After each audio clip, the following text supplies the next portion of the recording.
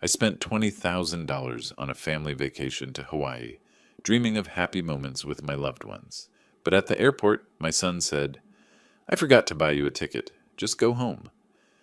They had planned to leave me behind like trash from the very beginning. 3 weeks later, they returned, their eyes widening when they saw a man in a suit standing next to me, because this man was ready to destroy their world. Before we continue, please subscribe to the channel and write in the comments what time it is where you are now. Dad, I have some bad news. Simon's voice cut through the terminal noise like a blade. I stopped mid-stride, my rolling suitcase bumping against my leg.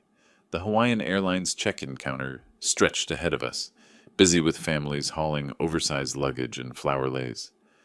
What kind of bad news? I asked, though something in his tone already made my stomach clench. He wouldn't meet my eyes. Instead, he stared at the departure board, hands shoved deep in his pockets. I forgot to buy your ticket. The words hung in the air like smoke. Around us, travelers rushed past with boarding passes clutched in their hands, their excited chatter about beaches and luau's suddenly feeling like mockery. You forgot? My voice came out smaller than I intended. Simon, we've been planning this vacation for 3 months. I know. He finally looked at me, but only briefly. There was just so much to coordinate, and with work being crazy. I gave you $20,000. The number felt heavy on my tongue. For all of us. The whole family. Right, and we're grateful, Dad. Really. Simon glanced at his watch, then toward the departure gates. But the thing is, the flight's almost ready for boarding, and I was already moving toward the check-in counter, dragging my suitcase behind me. The wheels caught on something, jerking my shoulder, but I pressed forward. This was fixable. Had to be. Excuse me, I called to the woman behind the counter. Her uniform was crisp blue, her smile professional. I need to check what flights you have available to Honolulu today. She typed something into her computer. Certainly, sir. What's the name on the reservation? Lee Willis, but apparently there might be an issue with my booking. More typing. A pause. Her smile faltered slightly. I'm not seeing any reservation under that name, sir. Are you sure it was booked with Hawaiian Airlines? My chest tightened. It has to be there. My family... I turned to look for Simon, but he'd moved several feet away, now pacing near the security checkpoint entrance. Let me try a broader search, the agent offered. What dates were you looking to travel? Today. Right now. My son and his family should already have their tickets. She nodded, fingers flying over the keyboard. The screen reflected in her glasses as she scrolled through options. I do see a reservation for Simon Willis. Party of 4, departing at 4:15. But there's no Lee Willis on that booking. The terminal seemed to tilt slightly. That's impossible. Check again. I've checked twice, sir. Would you like me to see what's available on standby? Hope flickered. Yes, anything. I'm sorry, but we're completely booked today. There's a convention in Honolulu, and what about tomorrow? First class? I'll pay whatever it costs. Simon appeared at my elbow, his hand closing around my arm. Dad, we need to talk. I shook him off. Not now. We're figuring this out. No, we're not. His grip tightened, pulling me away from the counter. This isn't going to work. The airline agent watched us with growing concern. Other passengers began to stare. A small child pointed at my suitcase, which had tipped over when Simon grabbed me. What do you mean it's not going to work? I steadied my luggage, my hands shaking slightly. There has to be another airline, another flight. Dad, listen to me. Simon's voice carried a sharp edge I'd never heard before. The vacation is happening. Today. Right now. My family is already through security. So we find another way to get me there. No. The word was flat, final. We don't. The departure board flickered, updating flight times. Gate assignments shifted. The 4:15 Hawaiian flight now showed final boarding call in pulsing red letters. Simon, you're scaring me. What's going on? He checked his watch again, more aggressively this time. What's going on is that you need to go home, Dad. We'll manage the vacation somehow. Manage? My voice cracked. I paid for everything. The hotel, the car rental, the activities for the kids. And we appreciate that. But right now, standing here arguing isn't helping anyone. The terminal's air conditioning hummed overhead, but I felt hot, dizzy. Nothing made sense. 3 months of planning, $20,000, family dinners where we'd discussed snorkeling and sunset dinners, and now Simon was acting like I was some kind of inconvenience.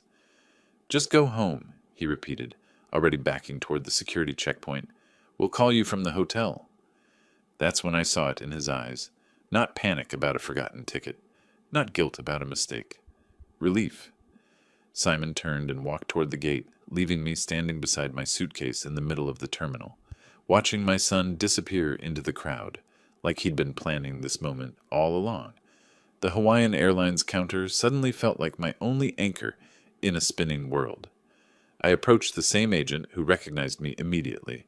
Sir, were you able to work things out with your family? Actually, I need you to check something for me. My voice sounded steadier than I felt. That reservation under Simon Willis, when was it made? She hesitated, glancing toward the security checkpoint, where Simon had vanished. I'm not supposed to share booking details, but her fingers moved across the keyboard. It shows here that it was booked 6 weeks ago. Party of 4. 2 adults, 2 children. 6 weeks ago. Not 3 months when we'd first discussed the vacation. Not last week when Simon claimed he was finalizing everything. 6 weeks ago when he'd already decided I wouldn't be included. And no changes were made to add additional passengers? No, sir. The reservation has remained unchanged since the initial booking. My legs felt weak. I gripped the counter edge, the metal cool under my palms. What about other airlines? Anything to Honolulu today, tomorrow, this week? She checked, her expression growing more sympathetic with each search. I'm afraid it's the convention season. United has a waiting list of 47 people. Alaska Airlines is booked solid through next Tuesday. Next Tuesday. The words tasted bitter. By then, the vacation would be half over. There is one option, she offered quietly. Southwest has a red-eye tonight with 2 stops. Gets you in Thursday afternoon, but it's quite expensive without advance booking. How expensive? $1,800. I reached for my wallet, but stopped. In the distance, I could see the gate for the Hawaiian flight. Simon would be there now, probably texting Fern, telling her everything was handled. The problem, me, had been dealt with. Sir? The agent's voice seemed to come from far away. He knew, I said, more to myself than to her. All along he knew. I'm sorry? I looked at her kind face, her genuine concern for a confused old man, and suddenly felt embarrassed. This wasn't her problem. This was family business, the kind of ugly truth that should stay private. The flight, I said. Is it still boarding? Final call was 10 minutes ago. They're probably closing the doors now. As if summoned by her words, an announcement crackled over the intercom. Hawaiian Airlines Flight 447 to Honolulu is now closed for boarding. All ticketed passengers should be on board. I turned toward the gate. Even from here, I could see the last few stragglers rushing down the corridor, children in tow, carry-on bags bouncing behind them, families heading to paradise together. My phone buzzed, a text from Simon. Sorry, Dad. We'll call from hotel. Take care of yourself. Take care of yourself, like I was some burden he'd finally managed to shed. The agent cleared her throat gently. About that Southwest flight, sir? Would you like me to hold it while you decide? I stared at my phone screen. No explanation, no real apology. Just a casual dismissal after taking $20,000 and 3 months of my excitement.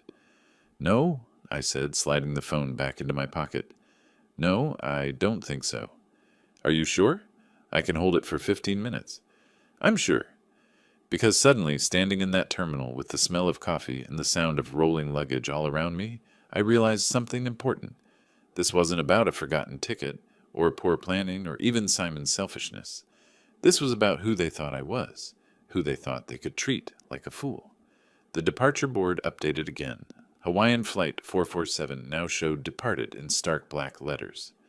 Simon and his family were airborne, probably toasting with complimentary beverages, congratulating themselves on a vacation well-deserved. I picked up my suitcase handle and walked toward the exit. But I wasn't defeated. Not anymore. Every step away from that gate was a step toward clarity. They'd made a calculation about Lee Willis. They'd decided I would quietly go home, maybe complain a little, but ultimately accept being discarded. They were about to learn how wrong they were. The automatic doors slid open, and I stepped into the afternoon air, already planning my next move. Behind me, the terminal buzzed with travelers heading to their destinations. I was heading to mine too. It just wasn't the one they expected. The taxi line stretched longer than I'd expected, but I welcomed the wait. It gave me time to think, to let the pieces settle into place like sediment in disturbed water. "Where to?" the driver asked as I loaded my suitcase into the trunk. He was middle-aged, tired-looking, probably dealing with airport traffic all day. "Oakland, Montclair District." I settled into the back seat, still holding my phone where Simon's pathetic text glowed on the screen. As we pulled away from SFO, I stared out at the familiar landscape of the Bay Area. The peninsula stretched out below us, dotted with houses where other families were probably sitting down to dinner together, sharing their days, making plans, not calculating how to exclude their own father. "Rough day?" the driver asked, glancing at me in the rearview mirror. "Getting rougher by the minute." I wasn't usually one for talking to strangers, but something about the anonymity of the taxi made it easier. "Ever have your family turn on you?" He laughed, but not with humor. "Brother, I got ex-wives who've been planning my downfall for years. Family's the ones who know exactly where to stick the knife." The knife. That's exactly what it felt like. Sharp, precise, and aimed at something vital. As we drove through Daly City, I started replaying conversations from the past few months. March, when I'd first mentioned wanting to do something special for the grandkids. Simon's immediate enthusiasm. "Dad, that's a great idea. Leave everything to me." April, when we'd sat around Fern's dining room table, looking at hotel brochures. Pearl practically bouncing in her chair. "Oh, Lee, this is so generous of you." Sol nodding along, quieter than usual, but seemingly supportive. But now, looking back, I could see the signs. The way Simon had insisted on handling all the bookings himself. Fern's suggestion that I might be more comfortable staying in a different hotel, just in case the kids get too noisy. Pearl's comment about how older folks sometimes prefer different activities. They'd been conditioning me to expect separation all along. "You know what the worst part is?" I said to the driver's reflection. "What's that?" "They thought I'd just take it. Roll over and play dead. You planning to prove them wrong?" I watched the Bay Bridge approach, its cables cutting geometric patterns against the afternoon sky. I'm 68 years old. I worked 43 years as an engineer. I raised a son who apparently thinks I'm some kind of fool. But I didn't survive this long by letting people walk over me. The driver chuckled. "Now you're talking sense." My phone buzzed again. Another text, this time from Fern. "So sorry about the mix-up, Dad Willis. We'll bring you back something nice from Hawaii?" Mix-up, like it was some clerical error instead of a deliberate betrayal. I thought about the $20,000 I'd transferred to Simon's account 6 weeks ago. "For the vacation," he'd said. "Easier to book everything from one source." How easily I'd trusted him, how completely I'd been played. But as we exited onto Highway 24, heading toward my empty house in the hills, something shifted inside me. The hurt was still there, sharp and fresh, but underneath it was something harder. Something that had been building pressure like water behind a dam. They wanted to treat me like a doddering old man who could be discarded when convenient. They wanted to take my money and exclude me from my own grandchildren's vacation. Fine. But they were about to discover that this particular old man still had a few moves left. The taxi pulled into my driveway as the sun began to sink behind the Oakland hills. The house looked exactly as I'd left it 3 hours ago, neat, quiet, ready for a week's absence. But I wasn't the same man who'd locked that front door with excitement and anticipation. "That'll be $47.50, the driver said. I handed him $60. "Keep the change, and thanks for the conversation." "Whatever you're planning," he said with a grin, "I hope they deserve it." As I watched his taillights disappear down the street, I pulled out my phone and scrolled to a number I hadn't called in months. Bruce Harlan, my lawyer. If Simon wanted to play games with $20,000, we could play games. But first, I had some research to do. The key turned in my front door with the same familiar click, as always. But everything felt different now. I dragged my suitcase across the threshold, its wheels catching on the doormat I'd bought with Martha 20 years ago. Home, where I'd planned to be packing for Hawaii tonight instead of unpacking from nowhere. I changed into my comfortable cardigan and old cotton pants, the kind Simon always said made me look like an old professor. Tonight, that felt appropriate. I had studying to do.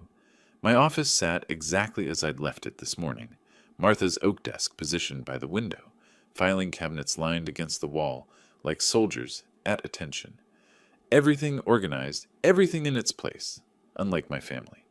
The vacation folder sat in the second drawer, tab labeled Hawaii 2025 in my careful handwriting. I pulled it out and spread the contents across the desk's leather surface. 23 documents, each one representing another piece of my trust that had been systematically betrayed. Travel agency invoice, $20,000 transferred to Simon's account 6 weeks ago.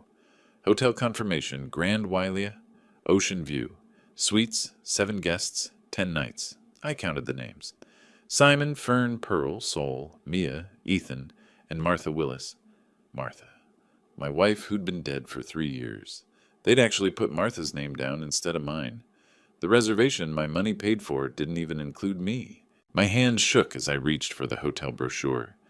Beautiful sunset photos, families playing in crystal clear water, generations gathering around dinner tables. Everything we'd talked about during those family planning sessions.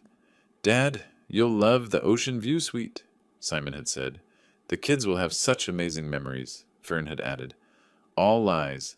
I picked up the phone, not my cell phone, but the old landline Martha insisted we keep.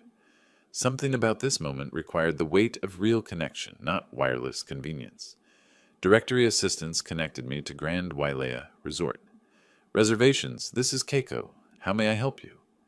Her voice carried that practiced Hawaiian warmth, the kind they train hospitality workers to perfect. "I need to cancel a reservation under the name Willis." "Let me pull that up for you. Willis, yes, I show a reservation for 7 guests, checking in tomorrow.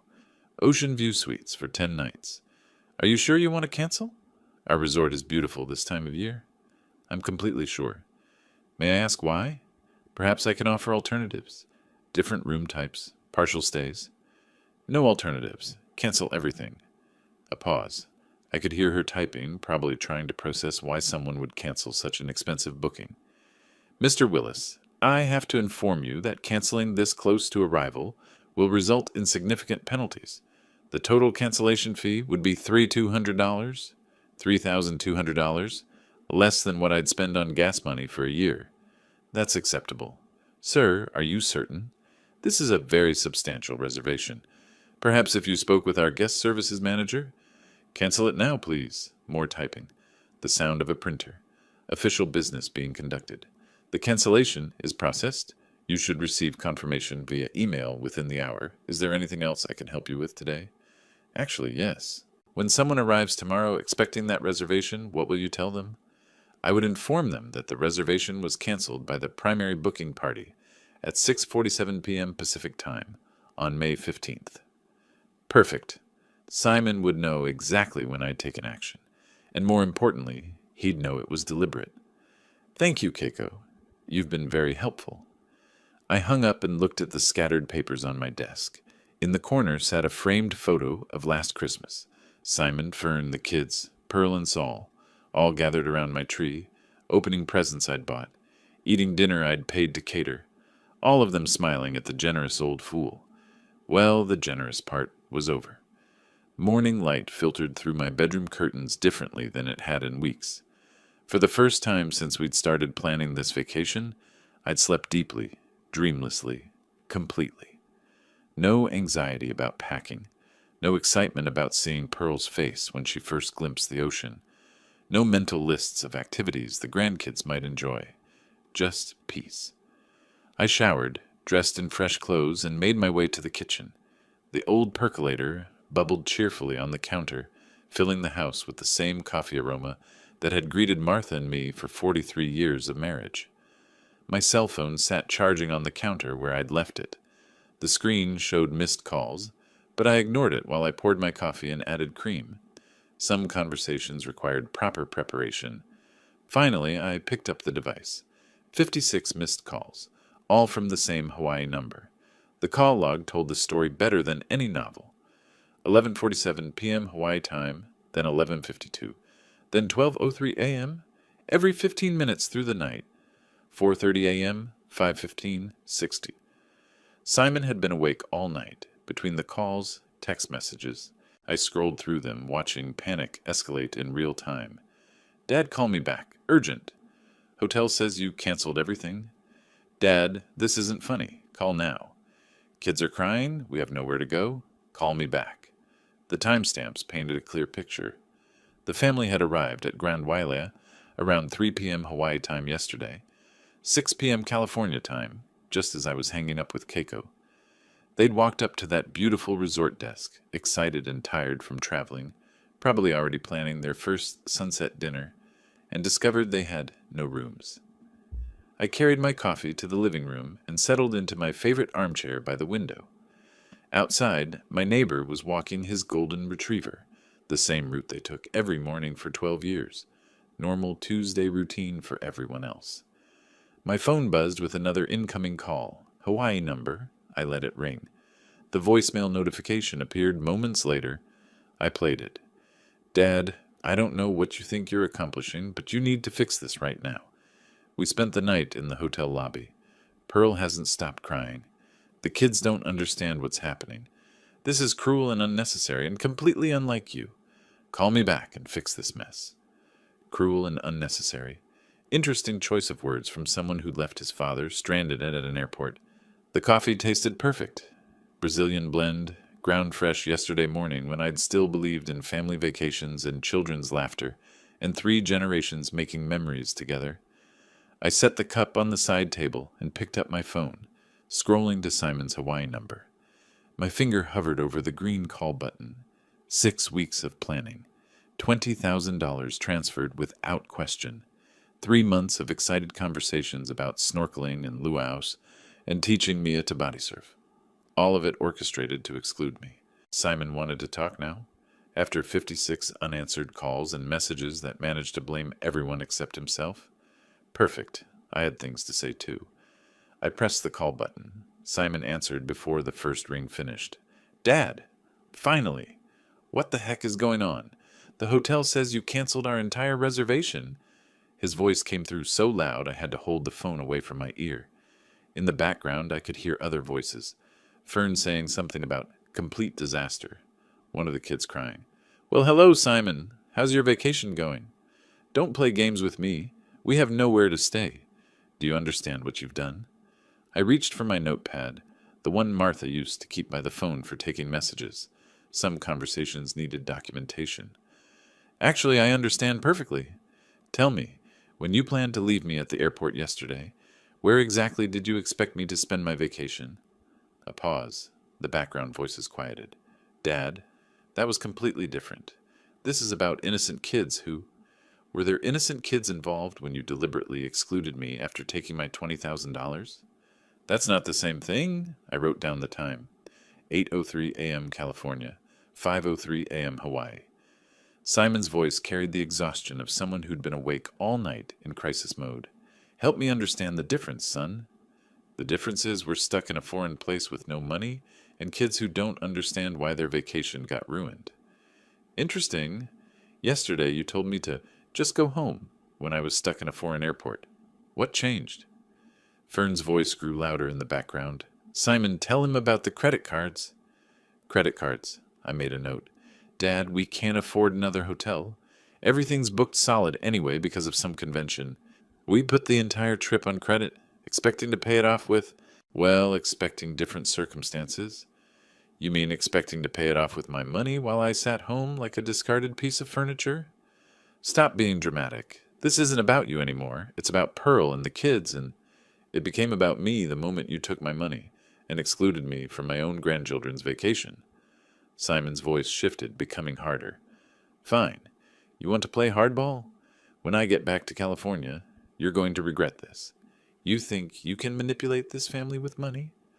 I wrote that down word for word. You're going to regret this. Simon, are you threatening me? I'm promising you that actions have consequences, old man. Old man, I noted that too. You're absolutely right about consequences. For instance, the consequence of betraying someone's trust is that they stop trusting you. This is ridiculous. You're punishing children because you got your feelings hurt. I'm teaching adults that stealing $20,000 and abandoning family members has repercussions. We didn't steal anything. You gave us that money for a family vacation, which, by definition, includes family. Silence, except for Pearl's voice in the distance, something about never should have listened, and this is a disaster. Simon tried a different approach. Dad, look, maybe we handled things badly yesterday, but right now we need to focus on fixing the situation. Can you call the hotel and... No. What do you mean, no? I mean the word no, Simon. It's what you should have heard yesterday when you suggested I just go home and miss my own grandchildren's vacation. This is insane. You're acting like some kind of vindictive. I hung up. The living room felt perfectly quiet after Simon's shouting. Outside, a hummingbird hovered near Martha's old feeder, its wings a green blur against the morning light. I looked at my notepad. Threats, insults, financial admissions, zero accountability. My phone immediately started ringing again. Hawaii number. I turned it off and finished my coffee, watching the hummingbird navigate between flowers with purpose and precision. Some lessons couldn't be taught with words. I stared at my notepad where Simon's threats glared back at me in black ink. You're going to regret this, old man. The words looked even uglier written down than they'd sounded through the phone. Martha's reading chair sat empty by the window, afternoon light streaming across the floral cushions she'd chosen 30 years ago. I could almost see her there, hands folded in her lap, waiting for me to ask the right question. What would you do, Martha? But I already knew. Martha never let anyone push her around, not even when it cost her friendships or family comfort. She'd built a career in nursing by standing up to doctors who thought women belonged in the background. Sometimes kindness gets mistaken for weakness, she used to say. Don't let people confuse the two, Lee. I'd been kind to Simon his whole life, paid his college tuition when he struggled with grades, co-signed his first apartment lease when no one else would trust him, covered his mortgage payments during 3 separate job changes, funded family vacations, school supplies for the grandkids, medical bills when Fern needed surgery. Kindness. All of it interpreted as weakness. My office felt different now, like sacred ground where important decisions get made. I opened the filing cabinet Martha had organized so perfectly, every folder labeled in her careful handwriting. Financial family support contained the evidence of 20 years of generosity. Bank statements showing monthly transfers to Simon's mortgage company. Receipts for Mia's violin lessons and Ethan's soccer equipment. Medical bills I'd quietly paid when Pearl needed her hip replacement. College fund contributions, birthday gifts, Christmas bonuses disguised as loans that were never repaid. $47,000 last year alone. I found Bruce Harlan's business card tucked behind Martha's emergency contact list. Harlan and Associates, estate planning and family law. We'd worked together when Martha died, handling her affairs with the kind of professional precision that made difficult times manageable. Bruce understood the weight of family obligations. He'd also understand when those obligations became exploitation. My investment portfolio sat in the bottom drawer, statements showing the careful accumulation of 43 years in engineering, real estate appreciation, retirement accounts, savings bonds, stock options from the tech companies I'd consulted for after official retirement. Simon had no idea how much he was about to lose. The afternoon sun slanted lower now, casting long shadows across my desk. Somewhere in Hawaii, my son was probably still trying to figure out alternative accommodations, still convinced this was temporary frustration he could manipulate away with the right combination of guilt and intimidation. He was about to learn the difference between temporary and permanent. I reached for the phone, Bruce's card steady in my other hand. The numbers felt significant as I dialed, like coordinates for a destination I'd been avoiding my whole life. Justice wasn't the same as revenge. Martha taught me that too. Revenge was emotional, messy, ultimately unsatisfying. Justice was clean, proportional, educational. Simon wanted to play hardball? Perfect. I'd spent 4 decades in corporate negotiations with men who thought engineering degrees made you soft. None of them made that mistake twice. The phone rang once, twice. Bruce's receptionist answered with professional warmth. Harlan and Associates, how may I help you? Bruce Harlan's office, this is Jennifer speaking. This is Lee Willis. I need to schedule an urgent consultation with Bruce about estate planning. The appointment was set for tomorrow afternoon. I slept better that night than I had since this whole mess started, waking up refreshed and clear-headed for the drive to San Francisco. Bruce's office occupied the 15th floor of a glass tower overlooking the bay, all polished marble and expensive wood paneling, the kind of space that charged by the hour and delivered results worth every penny. "Lee, come in!" Bruce stood to greet me, his handshake firm and reassuring. At 55, he carried himself with the confidence of someone who'd spent decades solving other people's complicated problems. I settled into the leather chair across from his mahogany desk and spread out my documentation like evidence in a trial. Bank statements, receipts, threatening text messages, notes from yesterday's phone call. "What's the situation?" Bruce asked, reaching for a legal pad. "My son has shown me who he really is. I need legal protection from his greed." The story came out methodically, chronologically.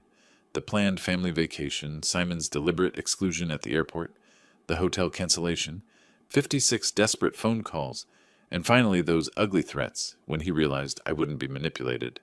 Bruce took notes, occasionally asking clarifying questions that revealed his experience with family disputes. "How long has this financial dependency been going on?" 20 years minimum. I have documentation going back to his first mortgage. And the threats were specific. I wrote them down verbatim. I slid the notepad across his desk. "You're going to regret this, old man. Actions have consequences." Bruce studied the notes, his expression growing more serious. "Lee, this sounds like attempted financial coercion. In California, that's grounds for disinheritance with legal protection against challenges." "Meaning?" "Meaning if you choose to modify your will, we can structure it to withstand any attempt by Simon to contest it in court." The relief felt physical, like setting down a weight I'd been carrying without realizing it. "I want him completely excluded," I said. "Everything I've built goes to organizations that will actually use it for good." Bruce opened his computer and pulled up estate planning templates. "Let me walk you through the options.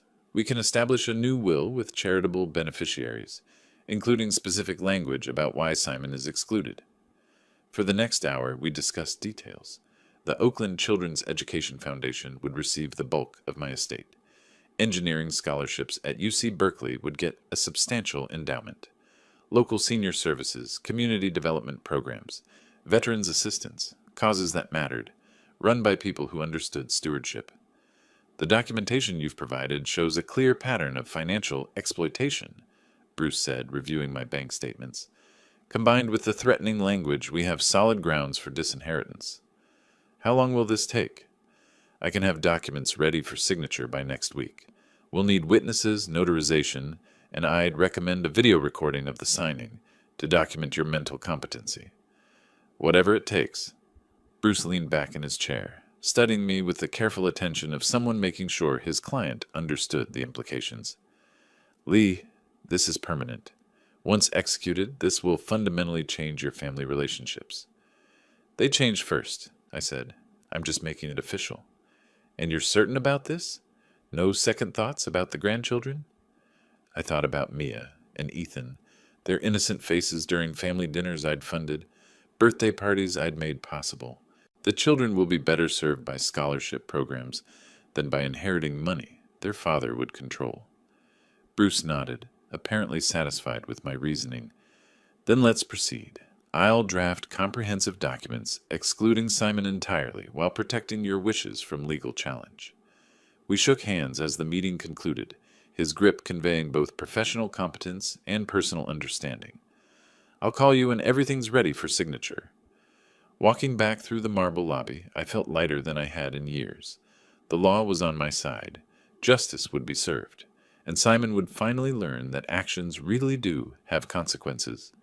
The elevator descended 15 floors while I processed what had just happened in Bruce's office. Legal protection was coming, real permanent consequences for Simon's betrayal and threats. That week passed peacefully, filled with the kind of routine I'd neglected during months of vacation planning.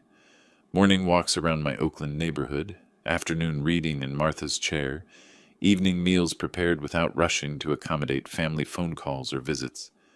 No more checking my phone constantly for updates from Simon about travel arrangements. No more wondering if Pearl would like the restaurant reservations I'd made, or whether Saul needed different activities for his arthritis. Just quiet, ordered days while Bruce prepared the legal documents that would change everything. Friday afternoon, my phone rang, Bruce's office. "Lee, the documents are ready. Can you come in Monday for the signing?" "Absolutely." "Just to confirm, you're still committed to these changes?" "More than ever." Monday morning found me back in Bruce's downtown office, but this time the conference room held additional people. His secretary, Mrs. Chen, and a paralegal named David sat at the polished table with notary stamps and official forms arranged like surgical instruments. "This is a formal will execution," Bruce explained, settling into his chair. "Everything needs to be witnessed and notarized to prevent future challenges." The new will lay open before me, 23 pages of legal language that translated my anger into permanent consequences. Page after page detailed the exclusion of Simon Willis from any inheritance, the establishment of charitable trusts, the designation of Bruce as executor, with full authority to distribute assets according to my wishes. "Let me read the key provisions aloud," Bruce said, his voice carrying the gravity of legal ceremony. "The testator, Lee Willis, being of sound mind and clear judgment, hereby excludes his son Simon Willis from all inheritance due to demonstrated financial exploitation and threatening behavior toward the testator." The words felt powerful, final. Furthermore, the testator designates the following charitable organizations as primary beneficiaries. Bruce continued through the list we'd carefully constructed. The Oakland Children's Education Foundation would receive $400,000. UC Berkeley's Engineering Scholarship Fund would get $300,000. Senior Services, Veterans Assistance, Community Development, worthy causes run by grateful people instead of entitled family members. Mrs. Chen adjusted her glasses. "Mr. Willis, do you understand these provisions completely?" "Yes." "And you're executing this will freely without coercion?" "Completely freely." David activated a video camera positioned on a tripod. "For the record, please state your name and today's date." "Lee Willis, May 25th, 2025. "And you're executing this will of your own free choice?" "I am." My signature felt steady on the official documents, each letter deliberate and final. Mrs. Chen and David signed as witnesses, their presence ensuring no future court could question the validity of my decisions. The notary seal pressed into the paper with satisfying authority, making everything official under California law. "The original will remain in our security vault," Bruce said, handing me sealed copies. "These are your personal records. I recommend keeping one copy accessible and another in a safety deposit box." "When do you think they'll find out?" "That depends on when you choose to tell them." I tucked the envelope under my arm, feeling its weight like armor against future manipulation. "Their flight returns Thursday afternoon. They'll probably want to have some kind of family meeting about what happened." Bruce nodded knowingly. Family meetings after crises tend to reveal everyone's true priorities. Outside his office building, San Francisco bustled with its usual energy. Business people hurrying to appointments, tourists consulting maps, street performers entertaining crowds. Normal life continuing while my personal world shifted on its axis. The drive home took me across the Bay Bridge with Martha's favorite view of the city skyline, spread out like a postcard. She would have approved of today's work. Clean, legal, proportional justice. Simon had made his choice at the airport when he decided I was disposable. Now he would live with the consequences. 2 weeks had passed since Bruce sealed the final documents in his vault. During that time, I'd maintained my peaceful routine while mentally rehearsing this moment. Bruce and I had confirmed the flight details, discussed timing, and prepared for what was coming. Now, standing beside him in the International Arrivals Terminal at SFO, I felt the same calm confidence that had carried me through every major decision of my engineering career. "Flight 441 from Honolulu has landed," Bruce said quietly, checking his phone. "They'll be coming through customs shortly." The leather portfolio under his arm contained the documents that would complete our mission. 3 weeks of planning, legal preparation, and psychological readiness all led to this moment. Passengers began trickling through the sliding doors marked, "Nothing to declare." Tanned families with flower leis draped around their necks, couples carrying duty-free shopping bags, business travelers checking their phones. the usual flow of people returning from paradise. Then I saw them. Pearl appeared first, chattering animatedly to Seoul about something she'd seen on the plane. Her oversized hat still bore a Hawaiian Airlines baggage tag, and she carried a shopping bag with Maui printed across the front. Seoul followed quietly, wheeling 2 large suitcases, his face showing the patient exhaustion of someone who'd listened to travel stories for 6 hours straight. Behind them came Fern and the children. Mia wore a grass skirt over her shorts and clutched a plastic ukulele, while Ethan had a lei made of fake flowers around his neck. Both kids looked tired but excited, scanning the crowd for familiar faces. Simon emerged last, checking his phone with the distracted air of someone trying to reconnect with mainland life. His Hawaiian shirt hung loose over khaki shorts, and he moved with the relaxed swagger of a man who thought his problems were behind him. Then Mia spotted me. "Grandpa!" She broke away from the group and ran toward me, her plastic ukulele bouncing against her side. Ethan followed, his face lighting up with genuine joy. "Grandpa Lee, we missed you so much. Wait until you hear about the dolphins." I knelt down to hug them both, feeling their small arms wrap around my neck with the uncomplicated love that only grandchildren can offer. For a moment, the weight of what was about to happen pressed against my chest. But then I looked up and saw Simon's face. He'd stopped walking entirely, his relaxed vacation demeanor evaporating as he processed the unexpected welcoming committee. His eyes moved from me to Bruce, taking in my lawyer's professional attire and the portfolio tucked under his arm. "Dad?" Simon's voice carried a note of wariness. "What are you doing here?" "Welcoming you home," I said, standing up and gently positioning the children beside me. "How was your vacation?" Fern appeared at Simon's elbow, her expression shifting from confusion to something approaching alarm as she noticed Bruce's presence. Pearl, oblivious to the tension, continued her chatter. "Lee, what a wonderful surprise! Wait until you hear about the luau we went to, and the resort had this amazing breakfast buffet and—" "Pearl," Sol said quietly, his accountant's instincts picking up on undercurrents she'd missed. "Maybe we should—" Bruce stepped forward, his movement precise and professional. "Mr. Simon Willis?" His voice carried the formal tone of official business. Simon's face went pale beneath his vacation tan. Bruce extended the sealed manila envelope toward Simon with the formal gravity of a court officer serving papers. "Mr. Simon Willis, this is a copy of your father's revised last will and testament, executed on May 25th, 2025. Simon's hands trembled as he accepted the envelope. The airport noise, announcements, luggage wheels, conversations, seemed to fade into background static as everyone's attention focused on the legal document. "What is this?" Fern whispered, reading the return address on the envelope. Simon broke the seal with jerky movements. His vacation relaxation completely evaporated. He unfolded the papers and began scanning the contents, his eyes moving rapidly across the legal text. I watched his face transform as comprehension dawned. First confusion, then disbelief, then something approaching horror as he reached the crucial passages about disinheritance. "This can't be real," he said, his voice barely above a whisper. Fern leaned over his shoulder, reading the same devastating words. Her face drained of all color as she processed the implications. "Lee," she said, trying to maintain a reasonable tone, "surely we can work this out. Think about the children. They're your grandchildren." "I did think about them," I replied calmly. "That's why I paid $20,000 for their Hawaiian vacation." Simon's head snapped up from the documents, his eyes blazing with the kind of desperate fury that comes from watching a life plan collapse in real time. "You can't do this to us. I'm your son."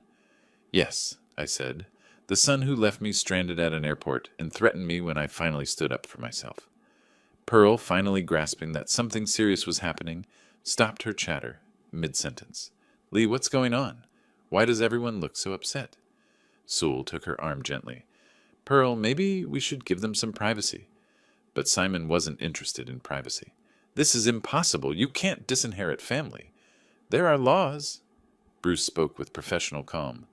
"Actually, Mr. Willis, California probate law fully supports your father's right to distribute his estate as he sees fit. The documentation is legally ironclad." "I'll contest it in court." Simon's voice rose enough to attract glances from other travelers. "This won't stand." "Please do," I said. Bruce has prepared for that possibility. The video recording of my competency evaluation should be particularly compelling to any judge.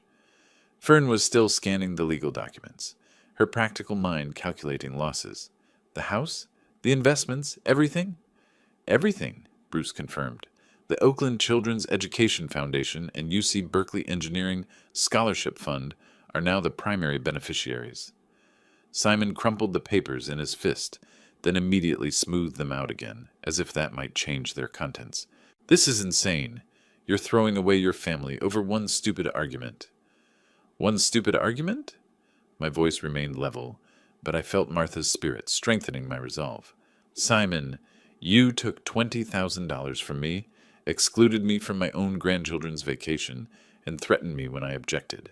That's not an argument. That's betrayal." Mia tugged at my jacket. "Grandpa, why is Daddy yelling?" I looked down at her concerned face and felt a pang of genuine sadness. These children would grow up wondering why their inheritance disappeared. Never understanding their father's greed had cost them their future. "Sometimes grown-ups make mistakes that have big consequences," I told her gently. Simon's desperation reached a new pitch. "We'll get lawyers. We'll prove you were manipulated, that you're not thinking clearly."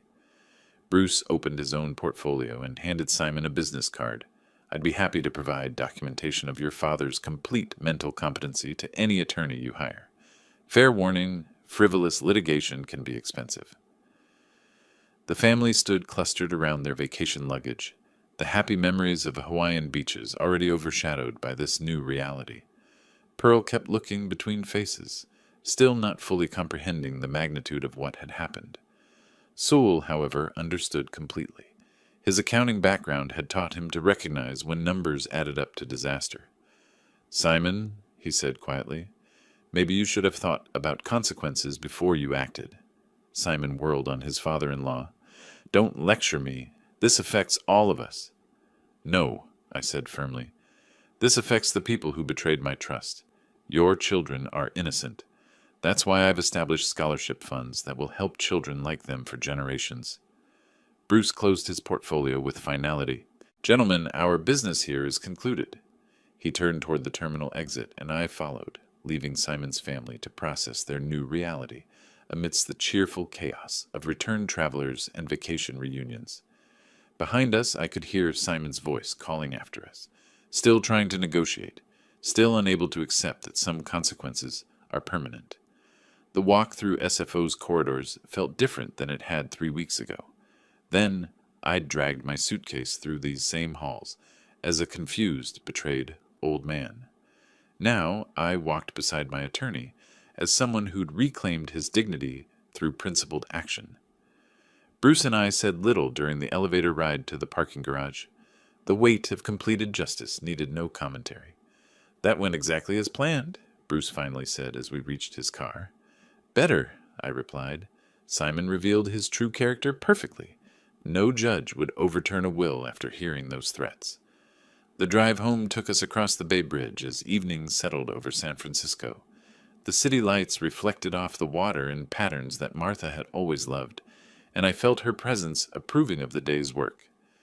"You know they'll try to contest it," Bruce said as we navigated through Oakland traffic. "Let them. Every lawyer they hire will tell them the same thing you told me. The documentation is ironclad." Bruce pulled into my driveway as the automatic porch light flickered on.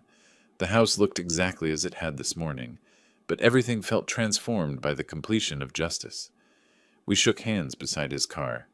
"Thank you, Bruce. You made this possible." "You did the hard work, Lee. Standing up for yourself took real courage." After his taillights disappeared down the street, I unlocked my front door and stepped into the quiet sanctuary of my home. The familiar smell of furniture polish and the distant tick of Martha's grandmother clock welcomed me back. In the kitchen, I prepared a simple dinner: scrambled eggs, toast, a cup of tea. No need to accommodate anyone else's preferences or schedule. Just food I enjoyed, eaten at my own pace. The evening light slanted through the dining room windows as I ate, illuminating the family photos that lined the mantelpiece. Simon's graduation from college, his wedding to Fern, pictures of the grandchildren at various ages. They were still family, but now I could look at them without feeling the sting of betrayal. My favorite armchair beckoned from its position by the living room window.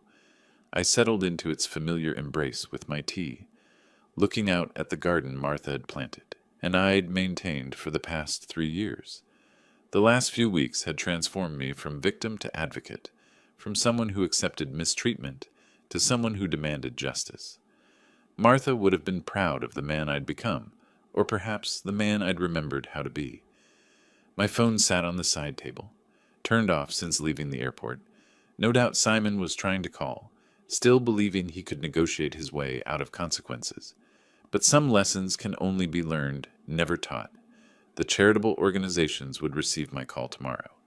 The Oakland Children's Education Foundation, UC Berkeley's Engineering School, the Senior Services Program, worthy causes run by grateful people who understood stewardship. My money would fund violin lessons for children whose parents worked multiple jobs. It would pay for engineering textbooks for students who couldn't afford them. It would provide meals and companionship for seniors who'd been forgotten by their families. Real good in the world, instead of funding more vacations I'd be excluded from. The sun set behind Oakland's hills, painting my living room in shades of gold and amber. Somewhere across the bay, Simon's family was probably still processing the magnitude of their changed circumstances. Pearl would be confused, Soul quietly calculating, Fern planning damage control, and Simon would be learning that actions really do have consequences. I finished my tea as darkness settled over the neighborhood. Tomorrow would bring its own challenges, phone calls from family members, possibly legal papers from desperate attorneys, the logistics of updating bank accounts and investment portfolios. But tonight I sat in my own chair, in my own house, surrounded by the quiet dignity of a man who'd reclaimed his self-respect. Martha's wisdom had guided me through the darkest period of family betrayal, to this moment of peaceful resolution. Justice served, lessons learned, future secured. It was enough. It was perfect. It was finally, completely mine. If you liked this story, please like this video, subscribe to the channel, and share your impressions of this story in the comments. To listen to the next story, click on the box on the left. Thank you for watching.